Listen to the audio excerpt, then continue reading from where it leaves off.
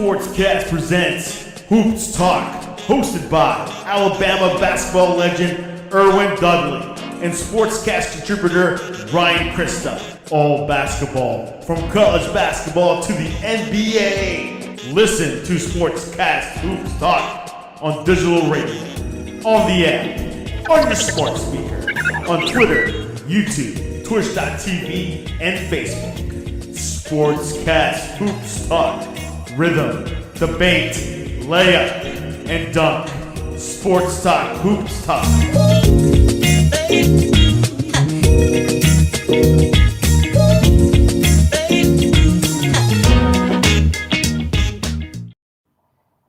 Welcome to Hoops Talk. Today is March 13th, I should know that, 2022. And we are presented by the Sportscast. Catch us on all our social media feeds from Facebook, Instagram, Twitter, Twitch. You'll find us all there. And we are here with Erwin Dudley, former Alabama player. And I'm Ryan Christa, and we'll get cracking. Today is Selection Sunday, Erwin. It is a national holiday when you talk about college basketball. It's at 9 o'clock. You know, we are about 3 hours after the brackets were unveiled. So, you know, the emotion of the day is kind of raw right now. You know, a lot of teams, are happy, sad, and,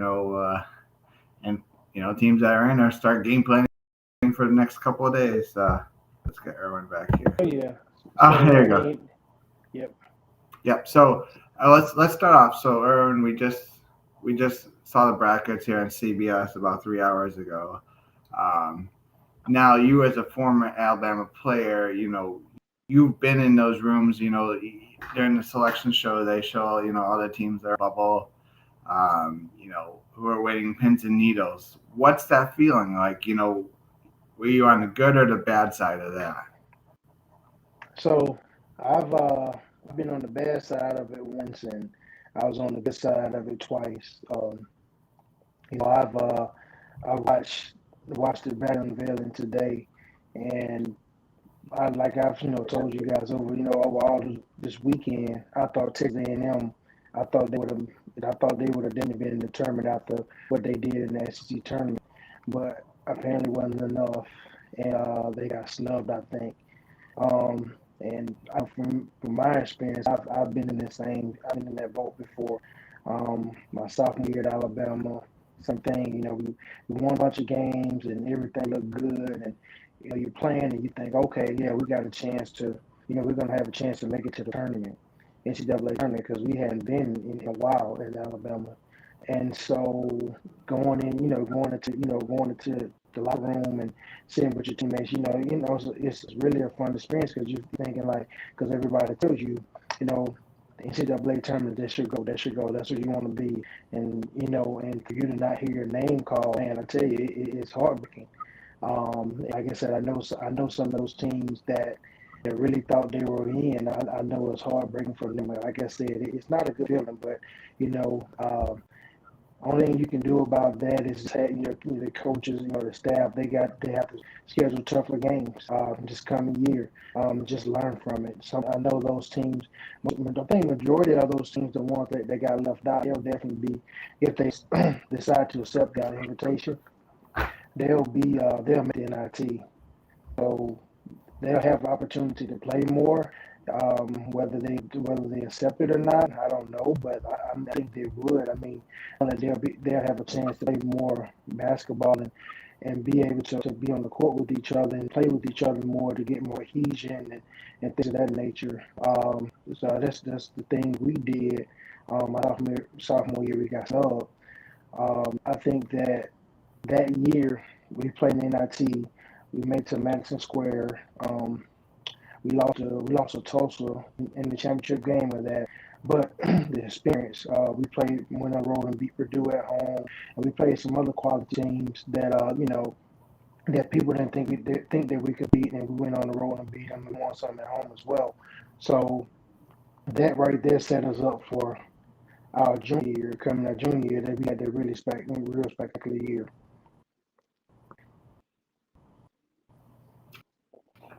Yeah, no, that's awesome. So you as you the class, and it's interesting to look at when you go to the NIT, teams that use that the frustration and play well, and they build it off into the off season and use that to kind of springboard into the next season, which it looks like you guys did as a program. So kudos to you guys. So you've been in that room where you like all probably that time 64 teams are announced and you weren't one of them. And um, it's got to be gut wrenching thinking you deserved it, you worked hard enough, and you probably think you're better than some of those teams. So Oh yeah, most definitely, yeah. Oh so yeah. so you feel for one team you saw right off the bat. I think our biggest snub is Texas A&M. This is a team I thought going into the SEC tournament. We'll kind of recap conference tournament weeks and then piggy that right into the NCAA tournament. With SEC tournament, we take Texas A&M, who comes in as the A seed. Had a really good start to the season, kind of middle of the season, really stubbed their toes. But like 8 games or 6 games really, in a row. team in this tournament, and I thought they played Florida, which is kind of like a bubble bursting game. Great game back and forth. Overtime, clutch shot. You move on and you play Auburn. Which I thought, okay, for Texas A&M, they needed to be Auburn to get into the tournament.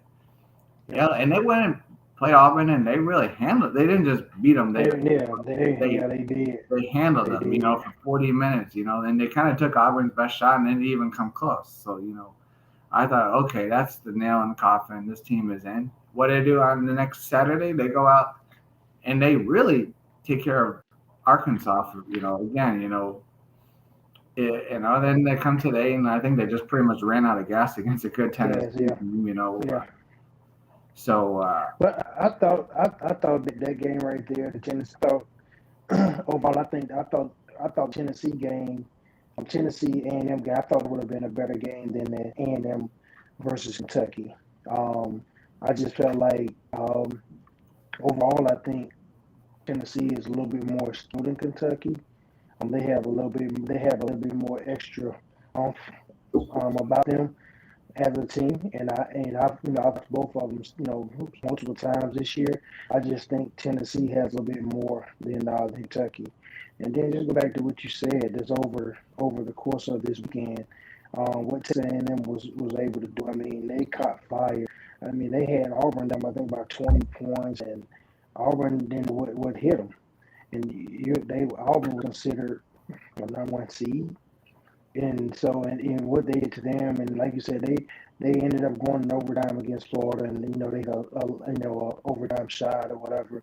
And that's fine, but still, you still have to look at what they did overall. I mean, overall in the tournament, I know that they had a skid in during the regular season, but look at, I mean, it's arguably SEC and the Big 12. They're the top two conferences in the country this year, and you A&M out, but you go and you allow or you bring in Michigan.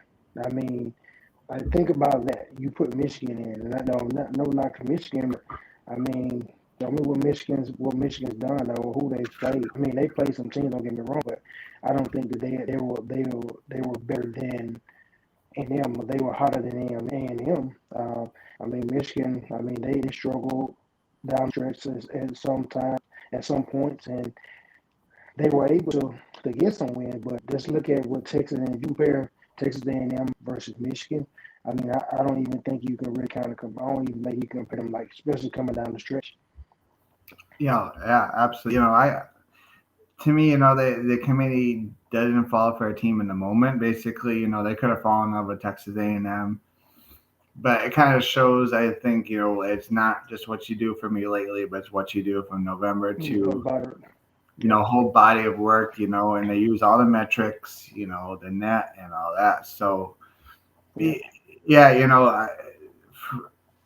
they Michigan's numbers, even though this season, was kind of a roller coaster, they proved to be all right. You look at And there, Michigan was even one of the last 4 teams in. The last 4 teams in were Rutgers, who is had some quality wins. I think towards the end of February they won like 4 straight games against top 25 teams. Notre Dame, which has kind of the same boat as your team years ago, a lot of wins, but not a lot of quality wins. They only had a couple quad 1 and 2 wins, where most of them are quad 3 and 4 wins. Yeah, they had a good record. That's kind of why they were on the nice to get in. And then you had Wyoming, who won the school record amount of wins. And again, not a lot of quality wins. And then Indiana, kind of the same boat as Michigan, not a great record, but kind of in due to association of being in the Big Ten, and quality. Yeah. That's what I mean. You're kind of at the mercy of your conference.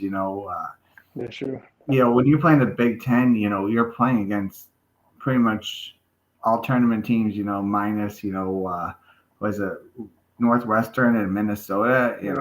Yeah. And State. So other than that, you're playing against really quality teams every night in. So you have so many opportunities to make a statement. So those teams benefited from that. Where you had this year you had 4 Mountain West teams in, which is kind of a big number for a mid-major conference. We only had 3 Pac-12 teams, so that's kind of crazy out west. I mean, but those teams though, those teams are legit though. I mean, again, I watched Arizona and UCLA last night. Man, I said last. Man, Arizona is a problem. I mean, they are wrong. The only thing about it with them is I don't know. I know they get Matthew. I know she can shoot the ball really well, but I don't know if they have another shooter. I think one of the guys he was hurt. He was injured. Yeah, the guy. The other guy can shoot. Yeah, but they can. I mean, they are long. They're long, and they made up for a lot of that. The guy being out, they made up for that with block shots and rebounds and putbacks and things of that nature. Yeah, I think that they play a really fun game to watch. They're up and down. It's very good for the eyes to see that team play. Within shooting and athleticism, and I say this all the time. Being a Gonzaga fan, Tommy Lloyd was assistant coach there for a long time. It's literally like watching them the same. The same plays, the same transition offense, how they do things, they just got superior athletes, But they had them picked like 8th or 9th or something like that. Yeah, I think there's a lot of unknowns. When Sean Miller got fired, I don't. There was kind of a question mark what was left, when But they did have some athletes left, and Tommy Lloyd brought in guy from Gonzaga. He didn't get to play very much. Ballo, big man, pretty athletic. But he went out there and found a couple of underrated international guys, and that's what he does. Like what made Gonzaga good for so long is their pipeline of finding these international guys who aren't even rated, anywhere in any star ratings because they're international and they just kind of show up on campus and, yeah. So we'll see how that, it's going to be interesting to see how that affects, in the 2 programs, how he brings those into Arizona, and the effect on that in Gonzaga over the long term where they're not going to, fill in the roster with these unknown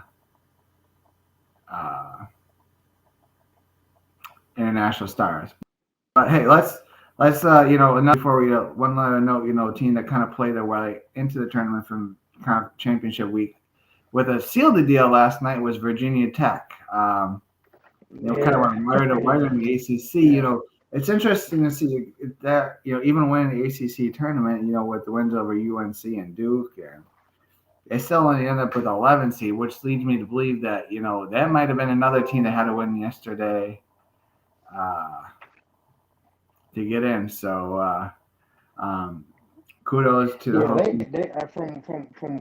from where they would have to win the tournament for them to get in. I think. I mean, they've played this year. I mean, they've been kind of up and down, and they had a few good wins, but they needed to win the tournament in order for them to be able to get into the tournament. So I think they would have been one of the ones definitely got some love. Absolutely. Like you said, Arizona kind of ran through the Pac-12. Iowa, another team kind of catching fire. Another really good offensive team. Fran McCaffrey, always they find these jump shooters. Keegan Murray, I don't know if many people in the country watch him play, but that guy can flat out play. And a guy named Jordan Boheman, I feel like he's been there 10 years in Iowa. Use the 6-year COVID year, the kind of that veteran, in this. That veteran leadership, what you need. Yeah, it's when you get to tournament time, and I think what makes this tournament interesting, you've got such how teams are put together. You got mid majors, who aren't able to make a run, but every 2 to 3 years, and they build up these talent, and veteranness, versus teams, in Power 5, who bring in these blue chip, guys, and they flip over to teams frequently. It's the contrast, age of these teams is sometimes something you got to look at when you fill out your brackets, in doing your research, how, a Kentucky who is obviously an immense amount of talent, but, they're 18 and 19 years, when they play against, an older team, a mid-major, full of, 21, 22, 23-year-olds. It's a big difference, Yeah. And that's what makes like a team like Loyola Chicago last year, want to be in Illinois. Yeah. Illinois had a crazy amount of talent in that team, but when you gotta go play a fundamentally sound team who plays together, it'll make a difference. All right, so the tournament, our 4 number 1 seeds, we got Gonzaga, Arizona, Kansas, and Baylor. Which of those 4 you think is the strongest number 1? I mean, I'll tell you, I say, I can start like this. Gonzaga is my least favorite. They're number 1. They're definitely my least favorite. I've watched them play over the course of the year. They have good team, they have good players, but they're not as deep. I don't think overall they were last year, and I know that Drew Timme, he was their quote unquote big guy they had last year. But I think overall, they got Chet Holmgren. He's their center, but I still don't think that I don't think they're a better team than they were last year. So they're my least favorite. But I think the team that the most favorite. I mean, I'm still, like I said, I'm still impressed with Arizona. Like I really am. I'm really impressed with Arizona of what they've done. I know it's a first year head coach, but for them, like their length is going to cause a lot of problems for teams once they start playing. I watched Baylor play as well. I mean, I like Baylor, but I don't think Baylor is the Baylor of last year by any chance. They've lost a few games, and then they have the big guy that he's out for the year. So that definitely will impact them. I definitely think that they will be a number 1 overall seed. But they are. Kansas. I mean, I really like Kansas. They're just a Kansas because of year in and year out. They play the same type of basketball. Big guy, and four guys out, and they get the ball in. They push on the transition. They make threes. They play defense. So it's just your typical Kansas team. But I think, like I said, I think my most favorite number one team is Arizona. Yeah, I think can't go wrong there. I think to me Baylor might be the weakest number 1. They had their body work, speaks from them being number 1 seed, but they have injuries. To me, they're getting what makes these brackets unique is I feel like there's a lot of quality in the number 2 seed. When you got Duke, Kentucky, Villanova, and Auburn. I think so. So I'm looking. I mean, I've been, I hate to say this, and I've been up on my high horse with Auburn. I've been on them, over the past few weeks because I really thought that, I really think that they have a good team, but really just watching them play more and more now. If their guards, they do a lot to help them, but they also do a lot to hurt them. They don't know when to slow down. They don't know when to go. So I think with them right now, with this, with my least favorite, I'm going to go Auburn and Kentucky. Those are my two least favorites at number two, and then I'll go. I've been watched Duke. Duke hadn't really impressed me over the last few weeks as well. Going back to the game that they lost to North Carolina at the end of the year, and then coming in, they made it to the championship game last night and lost to Virginia Tech. And over the course of the weekend, they did have a couple wins, and they had to fight to get those wins. Um, Villanova is my favorite one. I watched Villanova only a few times this year. I watched them yesterday in the championship game, and they played really hard. One of my good friends, he's a Villanova grad, and I watched Villanova play against Creighton yesterday, and I text him like, man, I told him I still like Creighton or whatever, and he didn't text me till after the game. He's like, man, he said they're well coached. Creighton's well coached. But I said, yeah, but I said you guys are coached a lot better. I mean, you can't go wrong with them. So I mean, like I said, Villanova's my number one by far. Absolutely, yeah. That'd be an Arizona Villanova Elite Eight game could be a lot of fun. I agree. I think Kentucky, Baylor. To me, I think Kentucky might be the strongest number two for me because the talent they have on that team from top to bottom. From Ty Washington to Oscar. I just to me, I just don't see Baylor competing for a national championship. I mean, Kentucky is good, but if they haven't been shooting the ball well, or they hadn't shot the ball well, so that's something that you have to consider. And I know it's the tournament time. Once the tournament starts, it's something different, but they hadn't shot the ball well, and doing the NCAA tournament is all about which team gets hot. So you never know. But right now, just watching Kentucky, and I like Tata Washington. They're big. They're big. They can do some sheet weight. I mean, he's a monster inside. But right now, if their wings, Vince and the other kid, if they don't, Grady, if they're not playing well, I mean, it's going to be hard for Kentucky. Yeah, no, they definitely lack the shooting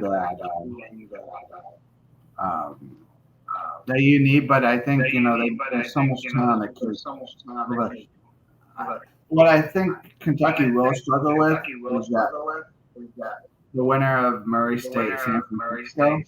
I don't know if you had a chance to watch those two teams play, but those are two good mid-major teams. San Francisco's got two 5-year seniors in their backcourt. Murray State's got a lot of teams a lot of players that played with John Moran a couple years ago and kind of ran through their conference. I'm curious to see the winner of that game, how they'll fare, around the 32 against Kentucky. Let's kind of break down, real quick, each region. You got a bracket in front of you? Yes, sir. Got it. All right. Let's start with Gonzaga's bracket. Besides Gonzaga, Duke, what do you think? Who do you think is the dark horse besides your Alabama Crimson Tide? Oh boy. I'm gonna tell you. I'm gonna tell you one team. Like I said, I watched them. I watched them play, and I watched them play over the year. Man, Davidson. Davidson is not bad. Davidson is really their experience. They know how to play together. They're well coached. Um, they can shoot the ball. They're patient. And Michigan State is really going to have to be really patient with them. I mean, on defense because they can backdoor you. I mean, they're really patient on the offensive end. So that's one of the teams that I think that could be one of those teams that could you know, kind of shock a few people. If you don't, you go by it, you hear the name Davidson and you think, oh, it's Davidson, Steph Curry went there, blah blah blah. But I think that, like I said, I watched him play some. I watched him play against um, Alabama, and like I said, they're a team that you really have to prepare for because they can flat out play. I mean, they can really shoot the ball. They may not look like it, but they can shoot the ball. They're really coached. They can rebound, and they can do a number of things. So that's one of the teams that I think that can really shock some people. I'll go up there to the Alabama and turn on Rutgers and Notre Dame. Um, I would love for I would love for Alabama to play Notre Dame because one of my other good friends, he's a Notre Dame grad, and I know that'll lead to some good conversations. But I'm leaning towards Rutgers on that one. I think Rutgers, is a little better team than Notre Dame, and um, I've watched them play some, and they have some good players. I watched them play, so I'm looking Alabama Rutgers. Yeah, absolutely. Going back to Davidson, a really interesting matchup. Davidson's got a point guard, Forrest Loya, who actually was a transfer from Michigan State. He's a backup point guard, so he's got a lot of revenge in his mouth. If you got a chance to watch Davidson in person about a month ago at St. Bonaventure, that team, Uh-huh. they're the best. They run great offense. Their passing and cutting is tough to defend. So I think that'll be a tough matchup for Michigan State. The team I don't think is one of Tom best teams. I do look for Davidson to move on. Another team to kind of watch out for, especially in the 5-12 range, is Connecticut, New Mexico State. New Mexico State been a permanent team for a couple of years. They play hard nosed half court games. Every basket they get's kind of tough. Uh-huh. Yeah. You see the comment my man Justin Riley said Davidson not one of those mid-major teams you want to overlook. Hey, Justin, you're 100% right about that. They really are one of those teams you do not want to overlook. So, but yeah, I think no New Mexico State again. Like you said, they're one of those teams that they're around and they can definitely cause and they can wreak some havoc in the NCAA tournament. So I'm with you. I'll go with New Mexico State on that one. Absolutely. And I think I do think Gonzaga will have a little bit of trouble with either the Boise State or Memphis second round matchup. Boise State, the champion in the Mountain West, and Memphis Yeah, team is playing well with a lot of they're talent. playing really well. Yeah, That'll be yeah. They'll beat. I think they should beat Georgia State. Convincingly. I don't think they have a problem with that. But again, like you said, whoever wins that one between Boise State and Memphis, I can't really comment on Boise State because I hadn't watched them as much. But I know that I've watched Memphis several times. I watched Memphis several times this year, and Memphis, they can really play.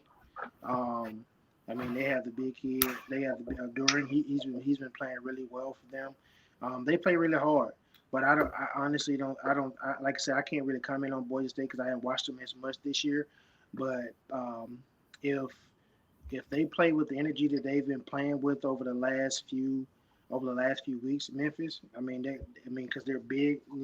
They're big, and they can get out and run. And man, it's gonna be tough. It's gonna be tough on Boise State. Absolutely. Um, so that kind of goes over the first weekend. He's I think Gonzaga moves on with 316. I think Arkansas probably moves on in between their little pod. Yeah. And then I think that Alabama Texas Tech do kind of lead Texas Tech because I think they're fundamentally sound, but I would not be surprised. Yeah, I go with Texas Tech. Yeah, I'll go with Texas Tech. I like. And then I think Duke beats either Davidson or Michigan State and moves on there. All right, so let's move on to the Baylor region. Anything stick out of you besides Ooh, I think Kentucky will beat. They should beat St. Peter's. I think the one matchup that'll stick out is Texas Virginia Tech. I think that'll be a really good physical match. Just watching Virginia Tech play last night, watch how they played, and I understand they're in the conference tournament, but they're long, they're physical, they can shoot the ball, and I've watched Texas over the course of the season as well. And Texas has some guys that can really play the kid. Jones, he's been really shoot the ball, really score the basketball. They're bigs. They're just solid around the basket. So I think that 6-11 game, Texas Virginia Tech, that's the one that really sticks out to me the most.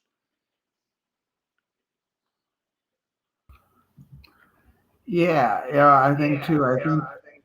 I think Yale. I watched them today, and I watched them a time or two. I think they're a really good team. I think they're undervalued, but I think they'll have too much time to produce size. And then I'm really interested to see the winner of the playing game of Wyoming and how they go against St. Mary's. Oh yeah. I really think the winner of that game beats St. Mary's. St. Mary, I've seen St. Mary's. St. Mary's is a solid. They're a solid team. They're solid. I mean, they really are. Wyoming is one of those teams. Kind of, you kind of wonder like, should they be in? Should they not?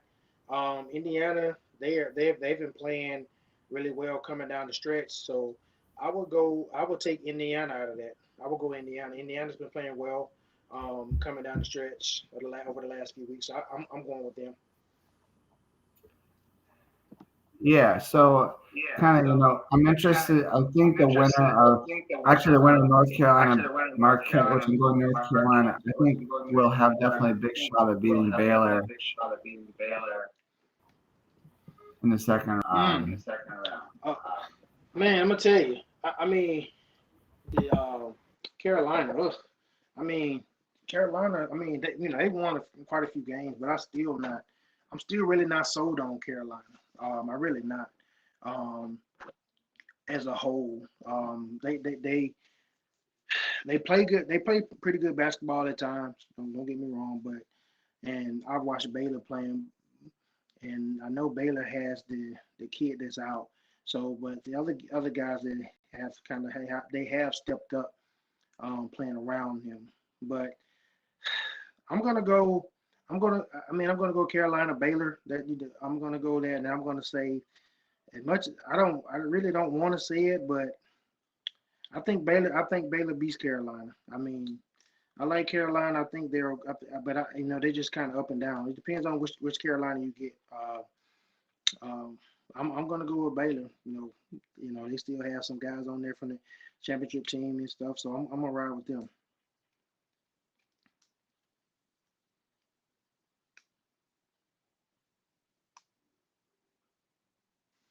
Sorry.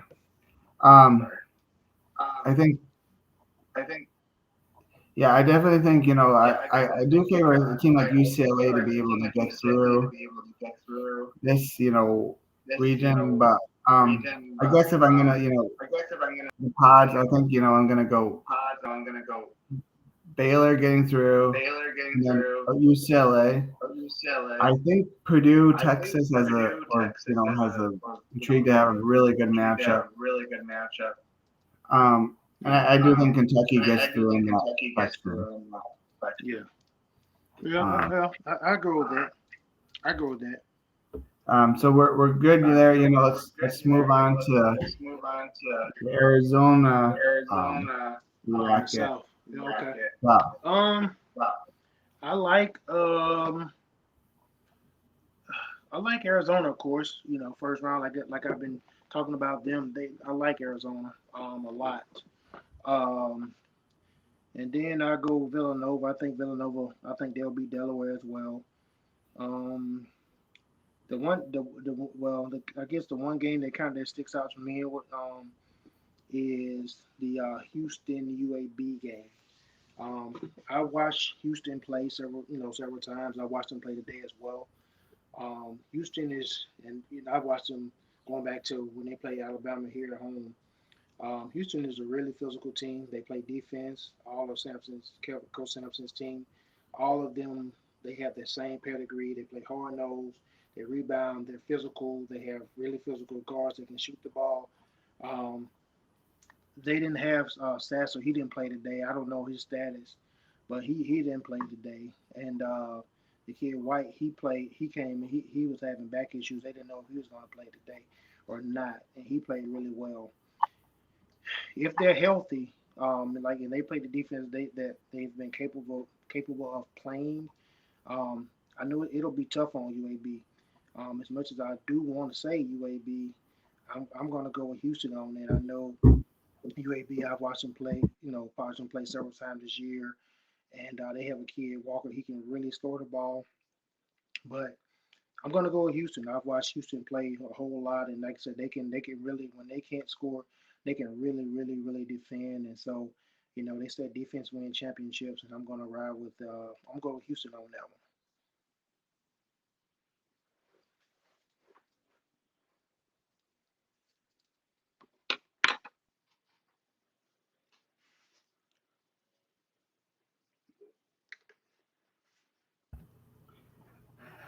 Yeah, I think Houston is definitely intriguing. I've heard some good things about um, Illinois, Chattanooga Mock.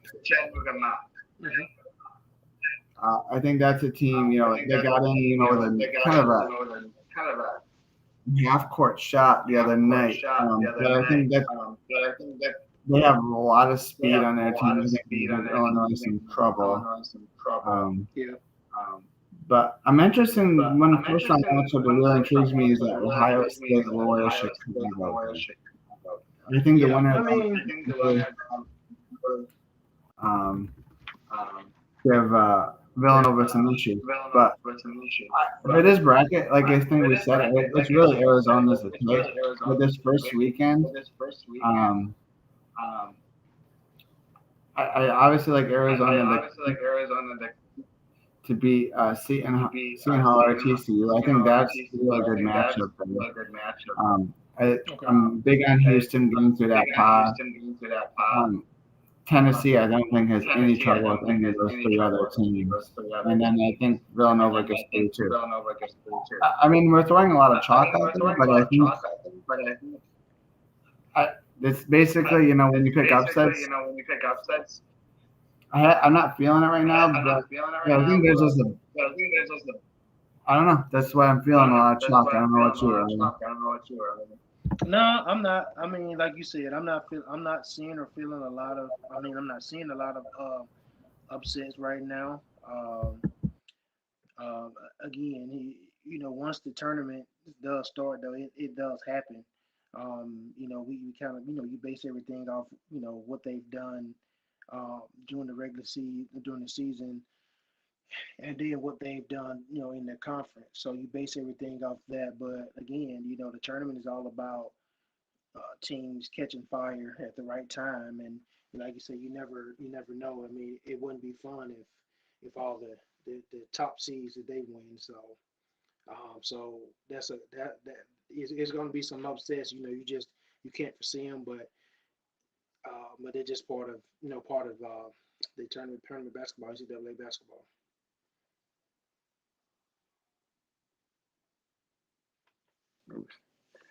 I think you know.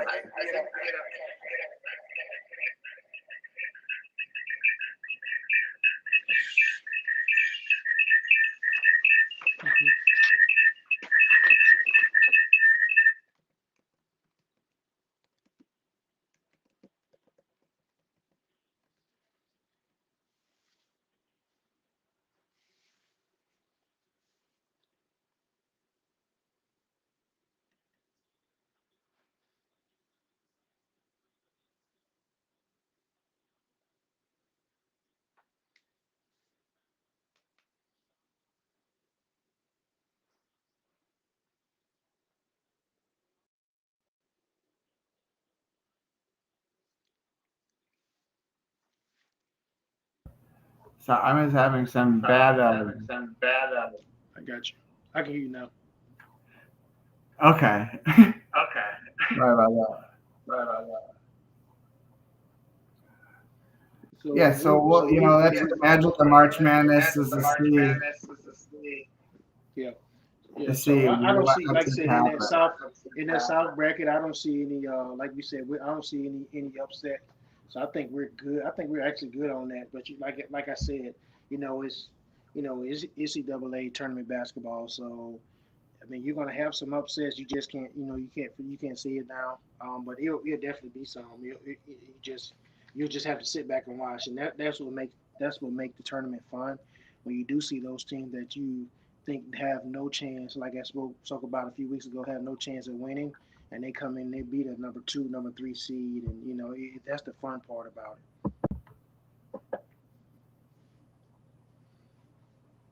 Um, but yeah, so with that being said, you want to go ahead and move out to the Midwest? Absolutely. So we got Kansas as the number 1 seed, um, and then we have Auburn. Um, Auburn is the number 2 seed here, and I don't see Kansas shouldn't have any issues with them. Um, Auburn, Jacksonville State. I mean, they're right down the road from each other. Both Alabama schools. I don't think Auburn shouldn't have a problem with them. If they do, man, but I don't think they will. I think they move. They move pretty comfortably past them. Then I go to the 7-10 matchup, the USC and Miami. I'll look at that. I'll go with that. Yeah, fun matchup. Really, really fun matchup. Both teams are, USC. They're a long team, and Miami's a team that kind of, they kind of get up and down the court, and they have some guards that really pressure and pressure, and they create turnover. So it'll be really, really interesting to see because USC they have some really tall guys, one of the tallest teams in college basketball. So it'll be interesting to see, to see the big and small lineups that each one of those teams have, and just kind of see which one comes out on top. Um, I think that LSU, Iowa State. I don't think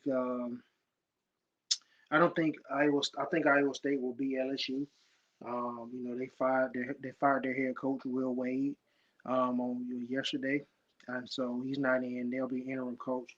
Um, I mean, it's a good that the LSU that they went to the tournament, that they're in the tournament, for the SEC. But um, I don't think with everything that's going on with around that program and in that program, like I said, the head coaches, Will Wade, they fire him. Um, I think it's a lot, with NCAA stuff that's looming over their heads. I don't think that they'll get past Iowa State. I think that they just have a lot. The Iowa Richmond. What do you think about the Iowa Richmond matchup? Yeah, I mean, Iowa is a really hot team right now. Keegan Murray is a great player. They won the Big Ten today. Really coming in hot. But Richmond is a team. They also won the A10 over a team we just talked a lot about, Davidson. So solid, another old team too. So got some size, some shooters. So it'll be a really fun matchup. Actually, matchup I'm intrigued to go to live. I'll be in Buffalo this weekend for the Iowa, Richmond, Providence, South Dakota State games, along with yeah. It's there's nothing better, Erwin, than that first day going to the NCAA tournament. You get to the arena at 12 and you go home at midnight. You know what? I hadn't experienced it the NCAA tournament as a fan. I've only experienced it as a player. I hadn't been to the NCAA tournament as a fan yet.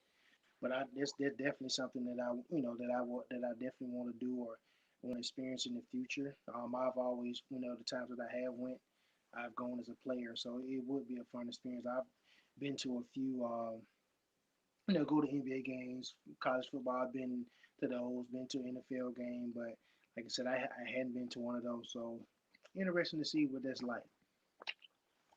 Yeah, absolutely. It's great that first day. Just the excitement of being there, and you can just kind of feel in the building. So I'm excited. It's been a couple of years, so excited to be back to experience that. So, we're here, Erwin. We've made it to Selection Sunday, and like we got a lot of chalk going.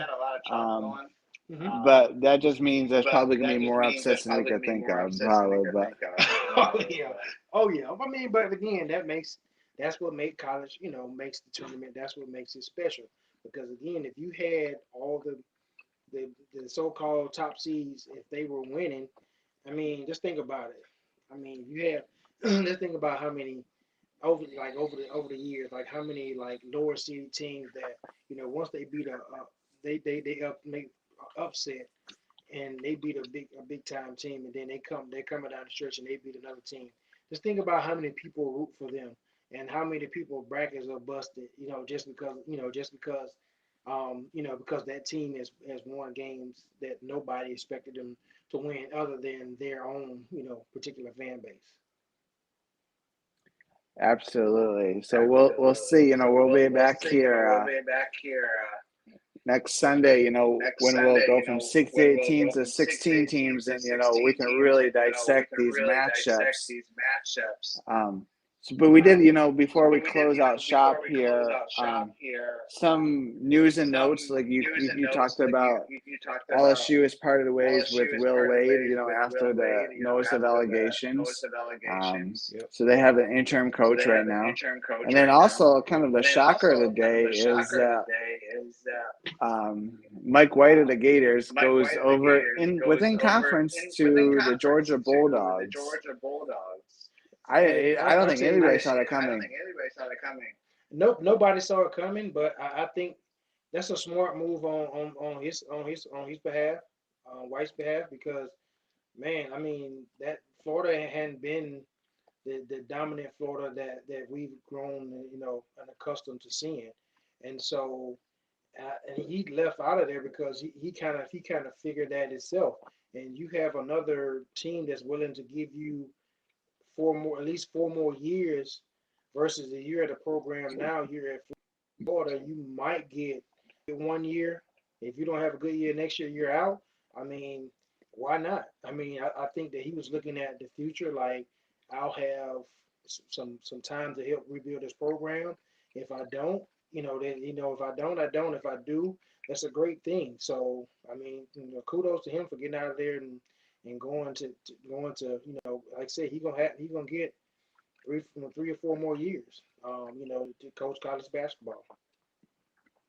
Absolutely. I don't pride myself in being one of the. I'm a Gators guy, especially in football, but they're some of the most pickiest fan bases. You can never make them happy. But like you said, Georgia basketball. You got to understand though. Look at what Billy Donovan established down there. I mean, just think about how dominant Florida when he was there. Just think about how dominant they were. I mean, when you went down there to play and played down there and played in Kentucky, I mean, that's one of the loudest places on the SEC or in the SEC that the arena that you will want to go into. I mean, the fans were on you from the time you walked out on the court until the time you left the court, and so they've won national championships, and so they just have that expectation. I mean, just as Florida as a whole. I mean, their football program, basketball. I mean, they're used to winning titles. So the same thing going to football. Their football program. That's why Mullen, like he's not there anymore because they're accustomed to winning. I mean, they have a certain bar, and that's what they hold and the bar, and that's what they want to get to. They want to be able to compete for national titles, and they hadn't done it in a while. So that's what that's why they doing what they're doing. Absolutely, yeah. There is a high standard that was set. We'll see who they have to fill in, the next leader of the Gators program. So that, some news and notes to fill in. But Oh yeah. we will have an exciting week of basketball. Starting in just about 48 hours from now, we'll have our first four from Dayton. Oh, yeah. And I can't wait, man. we can It's gonna be remember really where good. True TV is in our cable systems until the next Oh month. yeah. So Yeah. Exactly. I mean, I'll admit there's only 4 days out of the year I'm on True TV in there. Yeah. Yeah. Not too many times. True, and really TBS either. I mean, so it'll be like I said, but you remember them now because like you said, you'll be flipping back from TBS to CBS to wherever. You'll be all over the place. But yeah, that's the fun part. Absolutely. When in your home, I got the TV going, I got the laptop going, I got the phone going. Oh yeah. It's a good experience. So Erwin, like I said, we're hammering a lot of college basketball right now. We'll kind of maybe next week when there's not as many games and matchups, we'll hit a little bit more of the NBA, see where we're at. But any closing thoughts before we say goodnight? Nope, man. It was a great show. Like I said, talking about the bracket breakdown is always fun. Just being able to see where teams are going and seeing where teams got get snubbed. To seeing the teams they've gotten snubbed. It's as a fan, is for some teams, it's hard for them because those fans they want, and definitely it's for sure it's players because players work hard, year round, just for this moment right here, this day right here, to be able to say, look, you have made the field of 64. So, and for them not to be able to get into some of those things like we spoke about in the beginning, Texas A&M, but I know their strength of schedule wasn't as good. But again, coming out of the stretch, they turned it on and they've won a lot of they won a lot of quality games and playing some of the best basketball in the country. And it was just something that like I told you over the weekend, I didn't see them not getting in. But again, the NCAA proved me. I mean, the committee, they proved me wrong. They said they hadn't done enough. So, but again, like I said, it was just fun. It's fun to be able to do this, and like I said, talk college basketball, and like I said, looking forward to another week. Absolutely. Yeah. Erwin, where can we catch you on social media? Oh, all of them, everything is Erwin Dudley. Facebook, Twitter, and Instagram. I'm on TikTok, but I never post. So I just look at videos. Yeah. So you're catching me on the Mad Dog Report, and remember to follow us on the Sportscast on all the social media platforms. We'll be keeping people updated on what's going on here in March Madness and other things. Like today, while the brackets are going off, Tom Brady decides he's coming back to the NFL. So thanks, Tom, for ruining the one moment of college basketball. But oh yeah, right. Hey, but what? Like, look, as soon as it happened, I mean, they immediately stopped the show. Like, Tom Brady, he's coming back. He's coming back to college. I mean, the NFL football. Like, okay. Sounds good. Well, we'll be talking next Sunday night at 9:00, and we'll have 16 teams left. Well, we might not. I don't know if we'll have some around there by 10:00. I'm not sure. Yeah, if all the games it'll will be be some. over. Yeah. It depends on when the dates are set. All right, Erwin. Well, Sportscast. Remember, follow us on all our social media platforms, and we'll see you again next week. All right, take care.